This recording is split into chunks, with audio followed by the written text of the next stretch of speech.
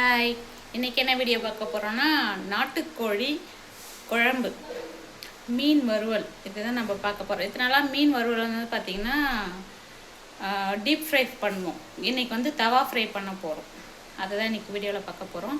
நாட்டுக்கோழி குழம்பு எப்படி வைக்கிறேன்றதை நான் வந்து வீடியோவில் காட்டுறேன். நான் எப்படி தான் வைப்பேன், நீங்கள் எப்படி வைப்பீங்கன்றதை கமெண்ட் பண்ணுங்கள் கமெண்ட் பாக்ஸில். வாங்க வீடியோக்குள்ளே போகலாம். பாருங்கள், சிக்கனை வந்து நாட்டுக்கோழியை வந்து நல்லா க்ளீனாக வெட்டி சுத்தம் பண்ணி அதில் வந்து கழுவிட்டு குக்கரில் வந்து சிக்கனு, மஞ்சத்தூள், உப்பு, இஞ்சி பூண்டு பேஸ்ட்டு, பச்சை மிளகா இது வரைக்கும் போட்டுருக்கேன். இது வரைக்கும் போட்டு ஒரு 2 விசில், அதாவது முத்தின கோழியாக இருந்தால் 3 விசில் 4 விசில் வைக்கலாம். இது வந்து இளம் கோழியாக இருந்தால் நான் 2 விசில் வைக்கிறேன். ஓகேங்களா? இதுக்கப்புறம் என்ன பண்ணுறோம், குக்கரில் போட்டு 2 விசில் வந்ததுக்கப்புறம் குழம்பு எப்படி தாளிக்கிறேன்றதை வந்து நான் சொல்கிறேன்.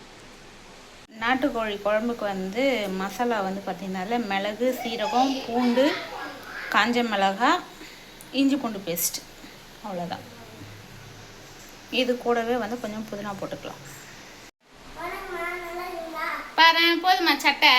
அக்கா சட்டை நீ போட்டு வச்சுன்னுக்கிறியா? வா வா வா. பேஸ்ட் வந்து ரெடி பண்ணியாச்சு, மசாலா வந்து ரெடி பண்ணியாச்சு, புதினாலாம் போட்டு அரைச்சாச்சு, மிளகு, சீரகம் எல்லாம் போட்டோன்னு சொன்னேன் இல்லைங்களா, அந்த ஒரு பேஸ்ட்டு தான் இது. இதை வந்து குழம்பு தாளிக்கும் போது அப்படியே அதில் எடுத்து ஊற்றிக்கலாம். ஓகேங்களா?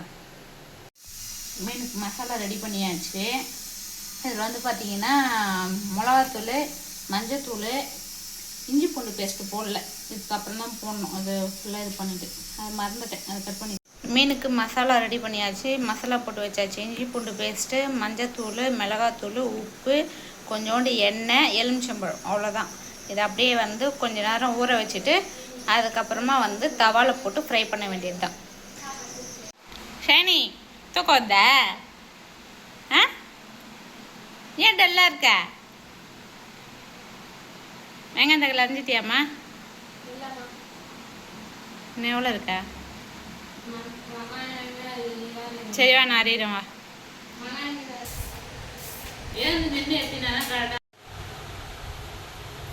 தக்காளி வெங்காயம் போட்டு அரைச்சிட்டு மிக்ஸியில் அப்படியே வதக்கிட்டேன். சரி, மீன் சாப்பிட்றியா? ஆண்டி மேலே போவோமா? சிக்கன் குழம்பு தாளிக்க வந்து நாட்டுக்கோழி குழம்பு தாளிக்கிறதுக்கு வந்து பார்த்திங்கன்னா எண்ணெய் ஊற்றியாச்சு, பட்டை, லவங்கம், கிராம்பு இதெல்லாம் போட்டாச்சு, அப்புறம் வெங்காயம் போட்டாச்சு, போட்டு வதக்கிட்டு இருக்கேன்.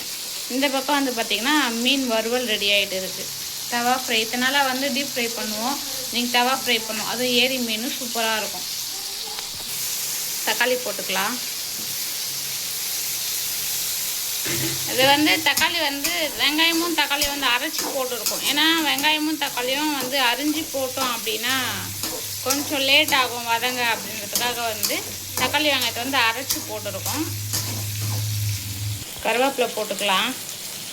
கருவேப்பிலை போட்டு வதக்கும். இப்போ வந்து பார்த்திங்கன்னா மிளகு, சீரகம், புதினாலாம் போட்ட பேஸ்ட்டு ஊற்றிக்கலாம். மசாலா, நாட்டுக்கோழி கோழிக்கான மசாலா அரைச்சோம் இல்லையா, அதை போட்டுக்கலாம். இப்போது இது நல்லா சுண்டி நல்லா வதங்கணும். வதங்கினதுக்கப்புறம் நம்ம வந்து வேக வச்ச கறி எடுத்து அதில் போட்டுக்குவோம்.